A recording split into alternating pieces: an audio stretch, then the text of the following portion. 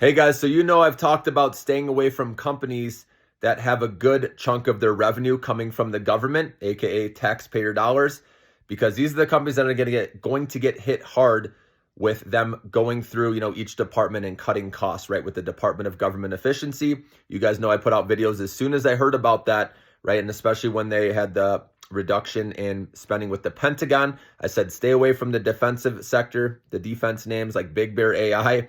And sure enough, that went, we played it up to 10 when it was going up with Palantir when the market was hot. But then I said, take profits, lock it in because this is a spec stock. It's nowhere near Palantir. A lot of people wanted to say this is the next Palantir. I'm like, yeah, right. Okay. Their financials are horrible, all that. And sure enough, it came all the way back down, guys. So if you're following my channel, you made money. You got out of the way with that one. Okay. But that's a spec stock.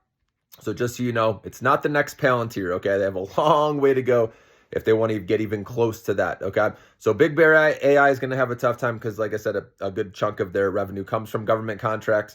Palantir, though, will be first in line. I'm not as worried about that company, even though it does have a really high valuation. It could easily still come down more, okay? But this company will be first in line because they're best in breed, getting these government contracts, okay?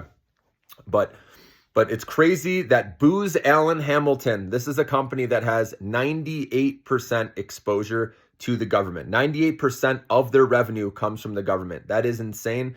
I think that's not a good job by management with risk management, right? You don't want to have that heavy of exposure, but they've gotten used to collecting from the government, again, taxpayers for all these years, guys, okay? And so when there's a change, of course, they're going to try to fight back, right? And this is the thing. A lot of companies, they got so comfortable receiving money from the government. Those days are over and their numbers are going to get hit hard, their financials. So that's why I stay away from any company that has high exposure to the government with, what percentage of their revenue comes from the government if it's higher. Okay. Obviously, if it's just a small amount, it's not a huge deal. But if it's a bigger percentage, that's a problem. And I'd rather be in another name where you don't even have to deal with that, So, and then same with tariffs, right? We know those, you don't have to be in stocks if you're worried about tariffs that are affected. There's stocks like Meta, Netflix, right? I know these can be indirectly affected, right?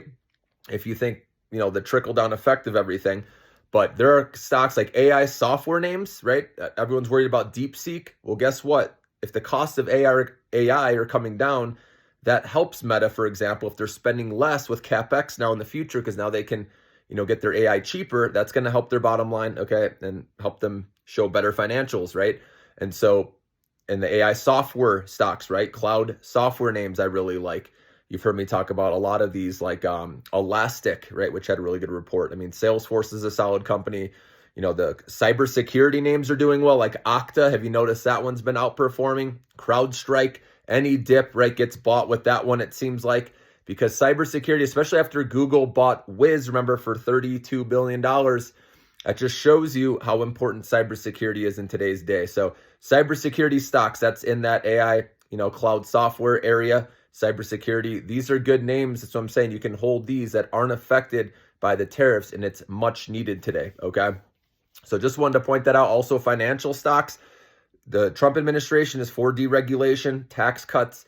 They've been meeting with bank members too to find where they can deregulate. So the financial sector is going to benefit. So I've put out videos on that. So you guys know I'm here to help to show you what sectors, if you want to play it safe. You also heard me talk about Annaly, the mortgage REIT, where you can just collect 13% dividend. They just raised their dividend in this environment, which not many companies are doing that. And you can have it go right to your bank account. So there are ways to safely grow your money, guys. And like I said, whatever type of investor you are or trader, I'm here to help you, okay? So, but hope this video helps you. A reminder to stay away from those companies that have high exposure to government revenue. So defense side of things, we know a lot of those, especially smaller companies, are going to have a tough time fighting over those government contracts when there's less to hand out, okay? And then Department of Government Efficiency, we know they're going after anything to cut costs. So just be careful out there. Like I said, protect your money. That's what it's all about in the end. I'm here to help you with that. It's not all about, being aggressive and trying to make money. You can do that. Like I said, scalp trading, I'll help you with that. If you're interested in that, obviously this less stressful way to go about is, looking at the long-term horizon, right? The 5+ years, because then you can get excited for dips and know this is just a moment in time. Doesn't matter what the price is right now, right? But I'm here to also help you protect your downside too, okay? It's not all about just making money. It's also knowing when to protect your capital, grow it safely. And that's why I've been giving you other options like Annaly, the dividend stocks. A lot of people are looking there right now. Okay, so at least you collect the dividend while we're getting through the transition, through the change, guys. But I do believe we're going to get to the other side and this economy will be rolling again. I know it doesn't seem likely right now, okay, but a lot of this negativity is because of uncertainty, fear, but we will get through that. Uncertainty will become certainty eventually, and that's when the market will turn around, guys. So like I said, keep looking at the second half of this year. Let things shake out, guys. There's nothing you really need to do unless you're buying a little at a time in your long-term account. Then just get away from it. Okay, there's no point in looking at the news headlines every day, looking at your account many times a day, because it's going to mess with you, your psyche, and could potentially have you sell out of a good company, while it's, the prices are low right now. This is the time you don't want to be selling out of fear. You want to be buying into that fear, buying from the sellers, right? When stocks are beaten up. I know it's hard to do when you feel sick in your stomach of what's going on right now, okay? During this transition, during tariffs, like I said, the uncertainty of the fallout with inflation, and then everyone starts looking, okay, if there's high inflation, then no recession, and right, we look at the worst case scenario, and on the flip side, when everything's going great, we look at the best case scenario, right? But just remember, you always want to be buying from the sellers when there's fear and uncertainty. Every time, guys, it has been the case where it's smart to buy. Even though it may take a quarter, 2 quarters, even a year, we don't know. But that's why if you have that long-term mindset, that's where you can make so much money, guys, on the upside when we come out of it. And we will, guys, because stocks always climb a wall of worry, okay? So stick with me, guys. I'll help you out in this journey any way you need it.